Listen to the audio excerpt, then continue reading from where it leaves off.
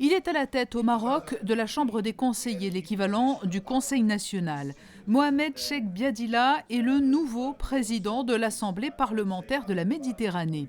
Il a été élu mardi à l'hôtel Hermitage au deuxième jour des discussions entre les représentants des 25 pays qui composent l'APM. Son ambition, à l'aube de ce mandat, favoriser et poursuivre le dialogue politique initié au sein de l'Assemblée sur la plupart des thèmes d'intérêt commun. Je pense qu'il est très simple de voir les perspectives d'avenir à la lumière de ce catalogue de défis qui a été discuté pendant 2 jours dans ce pays fantastique qui est le vôtre. Les nouvelles menaces, toutes les transitions démographique, transition démocratique, transition énergétique et transition sécuritaire. Les problèmes des droits de l'homme sont posés avec acuité au sud de la Méditerranée, mais aussi les problèmes du racisme et de l'islamophobie sont posés au nord de la Méditerranée. Le terrorisme dans sa globalité, pas uniquement au Moyen-Orient avec Daesh et en Irak et en Syrie, mais avec tout le reste, Boko Haram, Ansar ad-Din et tout ce network, ce réseau qui enveloppe le sud du Grand Sahara, l'arc sahélo-saharien. Il faut s'appeler que le Grand Sahara s'appelle par un grand penseur français, Brodel, l'autre Méditerranée. Finalement, nous avons 2 Méditerranées, celle qui est liquide et l'autre qui est solide. Donc c'est le Grand Sahara, c'est les mêmes problèmes. Donc les affronter ensemble est le seul salut pour nous.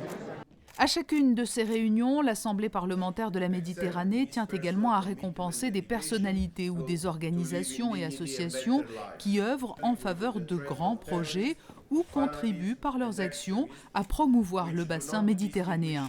Cette année, un prince jordanien ainsi que le président de l'association de restauration des sous-sols de Naples en Italie ou Jean-René Palacio, le directeur artistique de la SBM, ont été mis à l'honneur.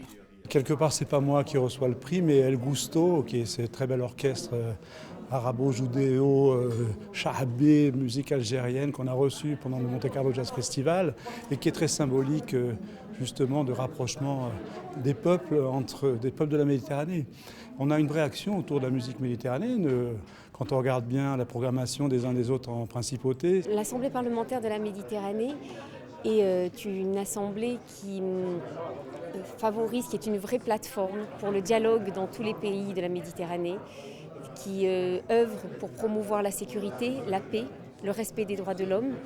Et il est très important de pouvoir aussi communiquer ce message grâce à la musique.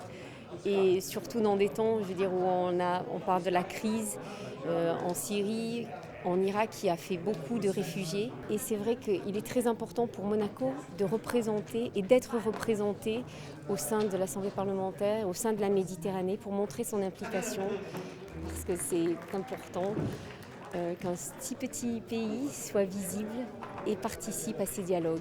À l'issue de ces journées de débat à Monaco, tous les participants de l'Assemblée parlementaire de la Méditerranée vont regagner leur pays respectif avec la liste des recommandations formulées par l'Assemblée.